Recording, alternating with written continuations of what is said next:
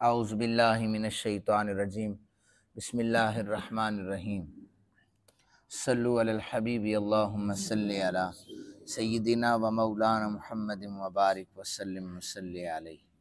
بسم اللہ الرحمن الرحیم۔ الم تر الی الذین یزکون انفسہم بل اللہ یزکی من یشاء ولا یظلمون فتیلا انظر کیف یفترون علی اللہ الکذب وکفی بہ اثما مبینا۔ صدق اللہ العظیم۔ ترجمہ سماعت فرما لیجئے۔ اللہ رب ذوالجلال ارشاد فرماتے ہیں کہ کیا آپ نے ان لوگوں کو نہیں دیکھا جو اپنی پاکیزگی بیان کرتے ہیں، بلکہ اللہ ہی جس کو چاہے پاکیزہ کرتا ہے، اور ان پر ایک دھاگے کے برابر بھی ظلم نہیں کیا جائے گا۔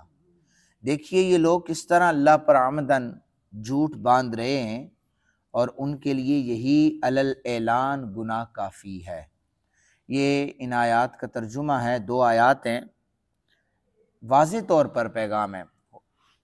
بعض اوقات تو ہوتا ہے نا مراد لی جاتی ہے، کوئی مثال دے کر سمجھایا جاتا ہے۔ واضح پیغام ہے کہ قرآن حکیم یہ کہہ رہا ہے کیا آپ نے نہیں دیکھا ان لوگوں کو جو پاکیزگی اپنی بیان کرتے ہیں، اپنے آپ کو بڑھا چڑھا کر بیان کرتے ہیں، اپنے آپ کو پارسا کہلاتے ہیں، اپنے آپ کو تکبر کے ساتھ یا اس طرح پیش کر دیتے ہیں، دوسرے کو حقیر جانتے ہیں۔ تو ایسی صورت یہ یہود کی تھی، یہ عیسائی کی تھی۔ تو اگر مسلمانوں کے اندر بھی یہی چیزیں پائی جائیں گی تو عذاب کے مستحق مسلمان بھی اسی طرح ہیں۔ تو اس لیے فرمایا کہ یہ اپنی پاکیزگی بیان کرتے ہیں۔ وہ ذرا سنیے آپ، امام ابن جریر رحمۃ اللہ تعالی علیہ نے لکھا ہے، یہودی یہ کہتے تھے کہ ہم اللہ کے بیٹے، اس کے محبوب ہیں، ہمارا تو کوئی گناہ ہی نہیں ہے۔ پھر دوسرے مفسرین نے یہاں تک لکھا ہے، یہودی کہتے تھے ہمارے گناہ صرف اتنے ہیں جتنے ہمارے نوزائیدہ بچوں کے گناہ ہیں۔ جس دن وہ پیدا ہوتے ہیں اگر ان کے گناہ ہیں تو ہمارے بھی ہیں، اگر ان کے نہیں ہیں تو ہمارے بھی نہیں ہیں۔ اپنے آپ کو وہ گناہوں سے پاک کہتے تھے۔ تو پھر فرمایا کہ دیکھو یہ کس طرح اپنے اوپر جھوٹ باندھ رہے ہیں، یہی کھلم کھلا گناہ کا اعلان کر رہے ہیں۔ اللہ جانتا ہے کہ کون کتنا پارسا ہے۔ قرآن حکیم نے ہمیں عاجزی کا درس دیا ہے، انکساری کا درس دیا ہے۔ قرآن حکیم پڑھ لینے کے بعد، احادیث رسول پاک صلی اللہ علیہ وآلہ وسلم پڑھ لینے کے بعد، انسان پھر بھی تکبر کے رستے پر چلتا رہے، دوسرے کو حقیر سمجھتا رہے، تو نہ یہ قرآن کا حکم ہے، نہ یہ احادیث میں فرمان رسول صلی اللہ علیہ وآلہ وسلم ہے۔ اس لیے جو چاہتا ہے اہدنا الصراط المستقیم پر چلے، اسے چاہیے کہ وہ قرآن حکیم کا جو اسلوب ہے اس کے مطابق اپنی زندگی گزارے۔ سنیے اب حدیث مبارکہ۔ حضرت ابو ہریرہ رضی اللہ تعالیٰ عنہ کہتے ہیں، اس سے پہلے بھی حدیث مبارکہ سن لیں کہ نبی پاک صلی اللہ علیہ وآلہ وسلم نے ایسے نام رکھنے سے بھی منع فرمایا کہ جس سے تعریف یا اس شخص کی پاکیزگی کا اختیار ہو رہا ہو، سمجھ آ رہی ہو، ایسے نام رکھنے سے حضور نے منع فرمایا ہے۔ پہلی حدیث مبارکہ حضرت ابو ہریرہ رضی اللہ تعالیٰ عنہ کہتے ہیں کہ زینب بنت ابی سلمہ، ان کا نام برہ رکھا گیا۔ برہ کا مطلب ہوتا ہے نیکی کرنے والی۔ نبی اکرم صلی اللہ علیہ وآلہ وسلم نے فرمایا تم اپنی پارسائی بیان کر رہی ہو؟ آقا کریم صلی اللہ علیہ وسلم نے نام تبدیل کر کے زینب رکھ دیا۔ پھر اسی طرح محمد بن عامر بن عطا رضی اللہ تعالیٰ عنہ بیان کرتے ہیں کہ میں نے اپنی بیٹی کا نام برہ رکھ دیا۔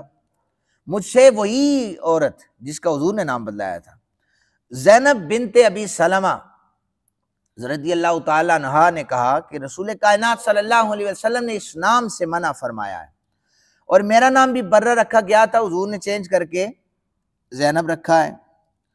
تو پھر سوال پھر رسول کائنات صلی اللہ علیہ وسلم سے ہوا تو حضور نے ان کا نام بھی زینب رکھ دیا۔ حضرت سمورہ بن جندب رضی اللہ تعالیٰ عنہ آپ بیان کرتے ہیں کہ رسول کائنات صلی اللہ علیہ وسلم نے فرمایا یہ 4 نام اپنے بیٹوں کے نہ رکھو۔ پہلا افلح، اس کا مطلب ہے افلح بہت فلاح پانے والا۔ فرمایا یہ نہیں، تم کیسے جانتے ہو تم فلاح پانے والے ہو، وہ یہ نام نہ رکھو۔ دوسرا ہے رباح یا رباح، اس کا مطلب ہوتا ہے نفع حاصل کرنے والا، یہ بھی نہ رکھو۔ تیسرا ہے یسار، آسانی کرنے والا، یہ بھی نام نہ رکھو۔ چوتھا ہے نافع، نافع نون سے ہے، نفع پہنچانے والا، یہ بھی اپنا نام نہ رکھو، اپنے بچوں کا اولاد کا نام نہ رکھو، اس لیے کہ ان سے پاکیزگی ظاہر ہوتی ہے، اور پاکیزگی پارسائی یہ صرف اللہ کو پتہ ہے۔ اسی طرح کنیت کے حوالے سے بھی سرکار دو عالم صلی اللہ علیہ وآلہ وسلم نے آپ نے فرمایا، یہ مقدام بن شریح کہتے ہیں کہ وہ اپنے والد سے روایت کرتے ہیں کہ ایک قوم رسول کائنات صلی اللہ علیہ وسلم کی خدمت میں حاضر ہوئی، تو اس وفد کا جو سربراہ تھا اس کو بار بار ابو الحکم کی کنیت لگا کر بلایا جا رہا تھا۔ لوگ جس بھی نام سے یا جس بھی حرکت سے مشہور ہوتے تھے وہی اس کی کنیت رکھ دی جاتی تھی، عرب میں یہ معمول تھا۔ جیسے ابو ہریرہ، تو ابو کا مطلب صاحب یا والا ہوتا ہے، ابو ہریرہ بلیوں والا۔ لوگ علم کی کمی کے باعث یہ مانا ابو ہریرہ کا مطلب بلیوں کے باپ۔ بلیوں کا باپ کون ہوتا ہے؟ عربی ہے بھائی، ابو ہریرہ بلیوں والا۔ اسی طرح ابو تراب مٹی کا باپ نہیں، مٹی والا۔ ابو کا مطلب ہے والا یا صاحب، صاحب تراب۔ تو اس شخص کو بار بار ابو الحکم کہہ کر بلایا جا رہا تھا۔ اب حکم کہتے ہیں کہ عدل و انصاف کے ساتھ فیصلہ کرنے والا، تو سب سے بڑا عادل کون ہے؟ اللہ تعالیٰ ہے۔ یہ تو کنیت تھی اس کی، اس کا حکم راجع ہو رہا تھا حکم کی طرف۔ حضور نے فرمایا تم نے اپنی کنیت ابو الحکم رکھی ہے، یہ کیوں رکھی ہے؟ وہ کہنے لگا کہ جب میری قوم کا آپس میں کسی بھی معاملے پر اختلاف ہو جاتا ہے، میری قوم کے بندے میرے پاس آتے ہیں، میں ان کے درمیان فیصلہ کر دیتا ہوں، دونوں فریق راضی ہو جاتے ہیں۔ رسول کائنات صلی اللہ علیہ وآلہ وسلم نے فرمایا یہ بہت اچھی بات ہے، تمہاری اولاد بھی ہے؟ اس نے کہا جی میرے 3 بیٹے ہیں۔ فرمایا نام کیا کیا ہے؟ اس نے کہا ایک کا نام شریح ہے، ایک کا نام مسلم ہے، ایک کا نام عبداللہ ہے۔ آپ نے فرمایا سب سے بڑا کون ہے؟ یا رسول اللہ سب سے بڑا شریح ہے۔ حضور نے فرمایا تم آج کے بعد ابو شریح ہو۔ کیا فرمایا؟ ابو شریح ہو، بڑے بیٹی کی کنیت رکھ دی۔ تو بیٹوں کی کنیت رکھی، حضور نے ایسی کنیتیں رکھنے سے بھی منع فرما دیا تھا کہ جس کے اندر نیکی اور پارسائی ظاہر ہوتی ہو۔ پھر قرآن حکیم کی اگلی آیت مبارکہ ہے کہ دیکھیے یہ لوگ کس طرح عمدن، ایک ہوتا ہے سہون غلطی سے جھوٹ ہو گیا، ایک ہوتا ہے عمدن جان بوجھ کر جھوٹ باندھنا، جان بوجھ کر۔ تو یہ جو لوگ ہیں علل اعلان اللہ وحدہ لم یزل کے سامنے گناہ بھی کر رہے ہیں، جان بوجھ کر جھوٹ بھی باندھ رہے ہیں، تو اسے عمدن کہتے ہیں۔ اور اس کے بارے میں فرمایا کہ عمدن یہی گناہ ہے کہ اللہ رب ذوالجلال کے سامنے وہ دوسروں کو حقیر جانتے ہوئے اپنی پاکیزگی بیان کرتے ہیں۔ اس لیے جو میں ہے نا، یہ لفظ یہ انا جسے کہتے ہیں اس کے اندر انا ہے بڑی، تو یہ میں یہ شیطان کا جملہ ہے۔ کس کا جملہ ہے؟ یہ رسول کائنات صلی اللہ علیہ وسلم کے امتیوں کو یہ زیب نہیں دیتا۔ کسی بھی شخص کی طرف انگلی اٹھاتے ہوئے سوچ لیا کریں کہ باقی 4 انگلیاں آپ کی طرف آ رہی ہیں۔